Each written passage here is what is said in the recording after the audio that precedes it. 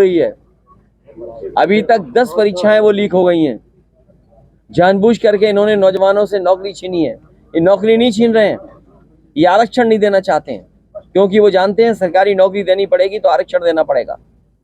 ये आरक्षण नहीं देना चाहते, इसलिए नौकरी के जानबूझ करके पेपर लीक करा रहे हैं। और अग्निवीर जैसी व्यवस्था को कभी समाजवादी लोग स्वीकार नहीं कर सकते हैं। जो 4 साल की आधी अधूरी नौकरी है, आने वाले समय में हो सकता है ये खाकी वालों की भी 4 साल या 3 साल की नौकरी कर दें, तो सोचो इनका भविष्य क्या होगा। इसलिए सोच रहे हैं नौजवान और भारतीय जनता पार्टी का सफाया करने जा रहे हैं।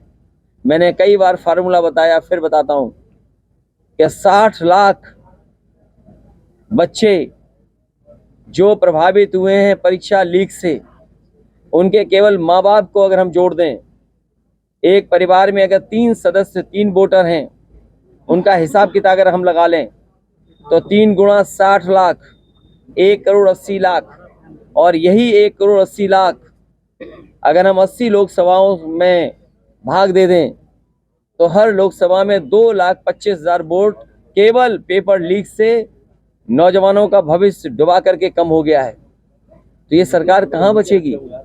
जो लोग 400 पार की बात कर रहे हैं वो हारने जा रहे हैं, अपनी हार छिपाने के लिए 400 पार कह रहे हैं। और अगर 400 पार ही कर रहे होते तो क्या झूठे मुकदमे लगा करके दिल्ली के मुख्यमंत्री को जेल भेजना पड़ता। झूठे मुकदमे लगा करके, साजिश करके, षड्यंत्र कर करके झारखंड के मुख्यमंत्री को जेल भेज दिया।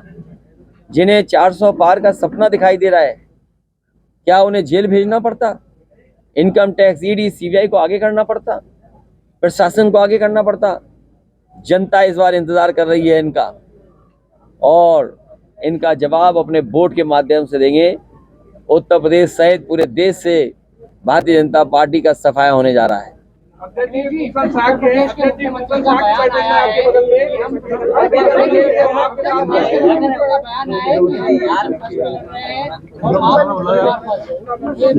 किसका है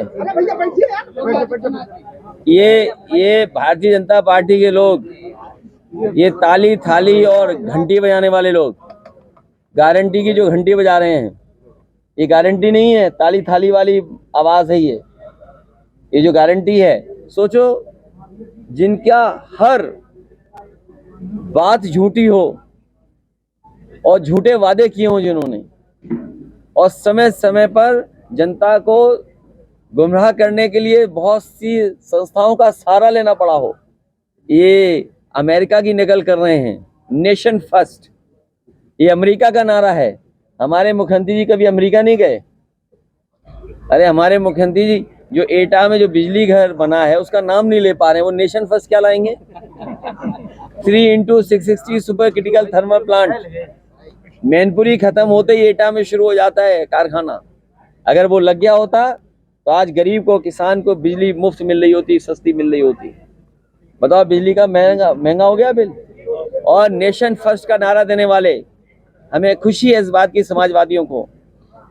और मुझे याद है जिस समय मैं लैपटॉप बांटने जा रहा था, नेताजी से लेकर के समाजवादी पार्टी के लोग इस पक्ष में थे कि गरीब परिवारों को भी लैपटॉप मिले। समाजवादियों ने जो लैपटॉप बांटा था, आज मैं आपसे कहना चाहता हूं, आप गूगल कर लेना, अमेरिका के बहुत सारे सिटीज में, उनके स्टेट में आज लैपटॉप डिस्ट्रीब्यूशन चल रहा है। आज अमेरिका के कई स्टेट्स में, कई डिस्ट्रिक्ट में, सिटीज में लैपटॉप डिस्ट्रीब्यूशन हो रहा है। और लैपटॉप इसलिए बांटा जा रहा है कि वहाँ के गरीब बच्चे अफोर्ड नहीं कर सकते। अभी बिल गेट्स आए थे और प्रधानमंत्री जी का उनसे मुलाकात हुई तो डिजिटल डिवाइड पे बात कर रहे थे। याद कीजिए, डिजिटल डिवाइड पे बात हुई थी। और अभी बहुत से उद्योगपति और आ रहे हैं, वो भी डिजिटल डिवाइड पे बात करेंगे। अगर डिजिटल डिवाइड पर किसी ने काम किया तो समाजवादियों ने किया। ये नेशन फर्स्ट वाले केवल सड़कों से जानवर हटा दें, बस इनकी प्रायोरिटी हो कि सड़क पे जानवर न दिखाई दे।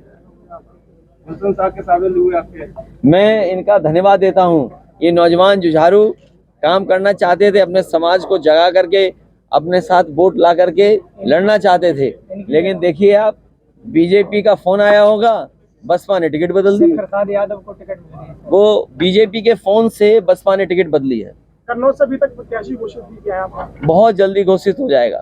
सर कल केसर जी आई थी, केसर प्रसाद जी आई थी, उन्होंने कहा समाजवादी मैंने कार्यक्रम नहीं देखा, लेकिन मैंने उस कार्यक्रम की तस्वीरें देखी हैं और तस्वीरें बताती हैं कि मंच तो थोड़ा बहुत थे लोग, लेकिन कुर्सियां सब खाली थी। कल केसर प्रसाद मौर्य ने और सुनने में आ रहा है कि जो हमारे मुख्यमंत्री जी आए थे दूसरे प्रदेश के, वो मैनपुरी का विकास देखने आए थे और वो विकास देख के गए हैं। मैं उन्हें भरोसा दिलाता हूं कि रनवे से लेकर के एक्सप्रेसवे और ये 4 लेन सड़कें जो उन्होंने देखी होंगी मैनपुरी की, अगर उन्हें जरूरत पड़ेगी तो हम उनका सहयोग और मदद जरूर करेंगे और सुझाव देंगे जिससे वो भी विकास कर लें। केशव प्रसाद मौर्य ने कल कहा है कि समाजवादी पार्टी की साइकिल पंचर करके भेजेंगे।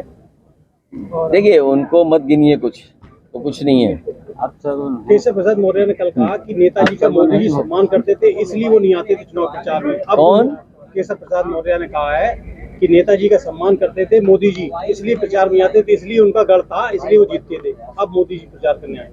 अरे खुशी की बात है। प्रधानमंत्री ये भी बताने आएंगे कि क्या क्या काम यहाँ पर हुआ है, उन्होंने क्या क्या काम किया है। और सोचिए आप, जब होर्डिंग से उन्होंने अपने सभी प्रत्याशियों का और जो चेहरा गायब कर दिया, तस्वीर गायब कर दी, वोट पड़ेगा तो एक तस्वीर है वो भी गायब हो जाएगी।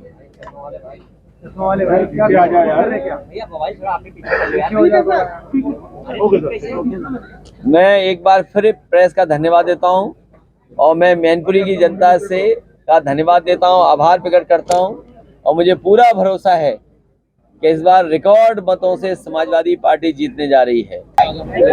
मैनपुरी का चुनाव इस बार रिकॉर्ड मतों से समाजवादी पार्टी जीतने जा रही है।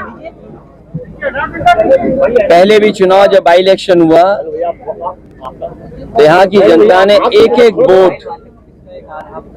नेताजी को याद कर करके समाजवादी पार्टी के पक्ष में डाला और उसका परिणाम हुआ कि मैनपुरी की बहुत बड़ी जीत हुई है। इस बार भी जनता रिकॉर्ड मतों से समाजवादी पार्टी को जिताने जा रही है। दूसरे दल जो सामने हैं उनके पास दिखाने और बताने को कोई काम नहीं है। सुनने में आ रहा है कि पूरे देश की होर्डिंगों से जो लोकसभा के उनके प्रत्याशी हैं उनकी तस्वीर हटा दी गई है। जितने भी लोकसभा के प्रत्याशी हैं उनकी बड़ी बड़ी होर्डिंग पर तस्वीर गायब है। जनता जब 10 साल का दिल्ली का आकलन करेगी और 7 साल उत्तर प्रदेश सरकार का आकलन करेगी तो वो सब चेहरे गायब हो जाएंगे। उत्तर प्रदेश से भारतीय जनता पार्टी का और देश की राजनीति से भारतीय जनता पार्टी का सफाया होने जा रहा है। महंगाई चरम सीमा पर इन्होंने पहुंचा दी। महंगाई इसलिए भी है कि कुछ लोगों को ये मुनाफा ज्यादा कमाने दे रहे हैं। मुनाफा कमाने से और जिस तरीके से भ्रष्टाचार हुआ है इलेक्टोरल बॉन्ड में, क्या कोई सोच सकता है कि इलेक्टोरल बॉन्ड के बहाने ईडी, सीबीआई, इनकम टैक्स को आगे कर करके चंदा वसूला गया हो? 1000 करोड़, 600 करोड़, 400 करोड़। ये बीजेपी के लोग बहुत प्रचार कर रहे थे वैक्सीन का। सुनने में आ रहा है वैक्सीन वाले से भी इन्होंने चंदा वसूल लिया। सोचिए आप, तो जहां इलेक्टोरल बॉन्ड से चंदा वसूला है उसकी वजह से भ्रष्टाचार और महंगाई बढ़ी है। मुनाफा जो कमाने को मौका दे रहे हैं उससे महंगाई बढ़ी है। और इधर खबरें आ रही हैं और जो सरकारी आंकड़े बता रहे हैं और जो जगह जगह सर्वे हुए हैं, महत्वपूर्ण संस्थाओं ने जो सर्वे किए हैं, बेरोजगारी चरम सीमा पे पहुंच गई। 80 और 90% पढ़ने लिखने वाला नौजवान बेरोजगार है। मुझे याद है कन्नौज का ब्रजेश पाल, जिसने आत्महत्या कर ली और आत्महत्या करने से पहले उसने कहा कि मैंने इतनी पढ़ाई की, मेहनत की और डिग्री हासिल की। उसने अपनी डिग्रियां चला दी और कहा कि जिस डिग्री से मुझे नौकरी नहीं मिल सकती उस डिग्री का क्या फायदा, उसने आत्महत्या कर ली।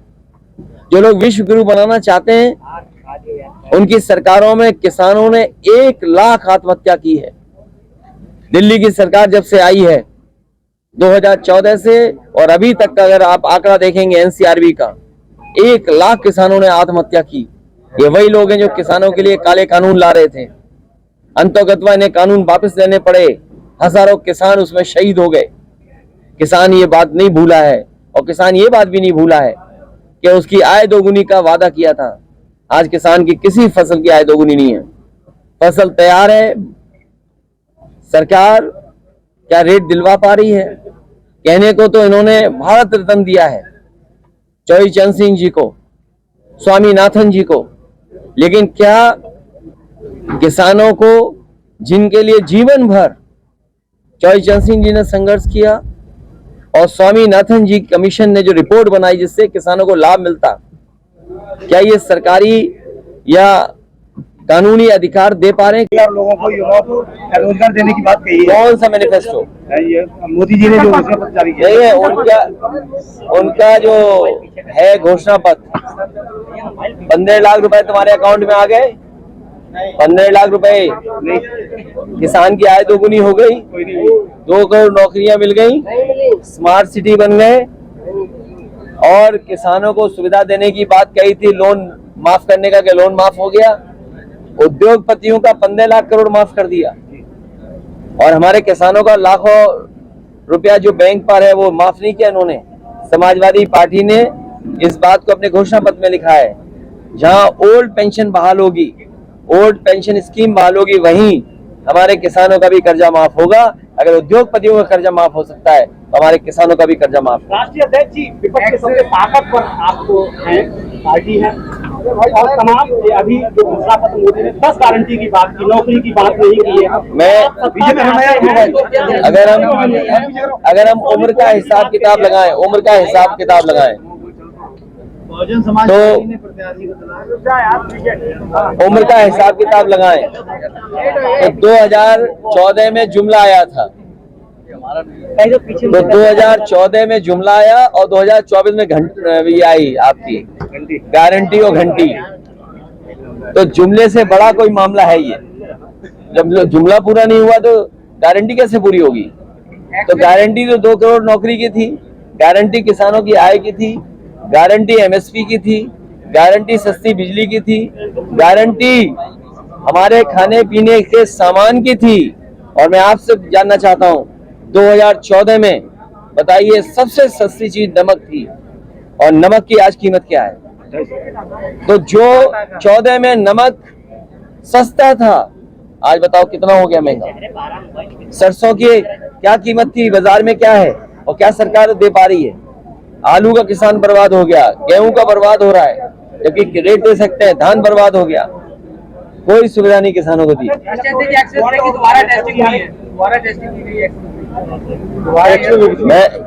इन्होंने कोई दूसरा ऐसा एक्सप्रेसवे नहीं बनाया जहां पर कहीं हवाई जहाज उतर सके। कम से कम समाजवादियों ने ऐसा तो कुछ काम किया है।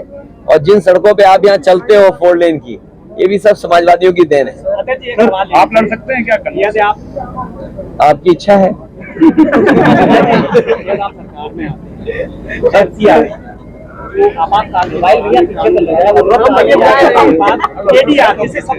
देखिए मेरे साथी ने ठीक पूछा, क्या आपको पता था कि अग्निवीर जैसी व्यवस्था लागू हो जाएगी? क्या आपको पता था कि नोटबंदी आ जाएगी? ऐसे बहुत सारे फैसले बीजेपी ने लिए हैं और हमारा साथी ठीक कह रहा है एफसीआई को लेकर के, ये ठीक कह रहा है।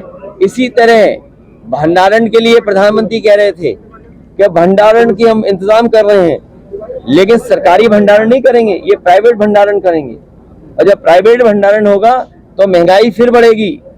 ये देश जो 80 करोड़ लोगों को राशन दे रहा हो, वो क्या विश्वगुरु बनने गया? उनसे कहिए नेशन फर्स्ट वालों से कि तुम्हें 80 करोड़ लोगों को खाना देना पड़ रहा है, ये नेशन फर्स्ट है क्या? अमेरिका का कॉपी कर लिया नारा, एक बार अमेरिका की वो भी नकल करके लाए थे भाषण। यूके के एक प्रधानमंत्री ने भाषण दिया था, उसकी भी नकल करके लाए थे मुख्यमंत्री जी।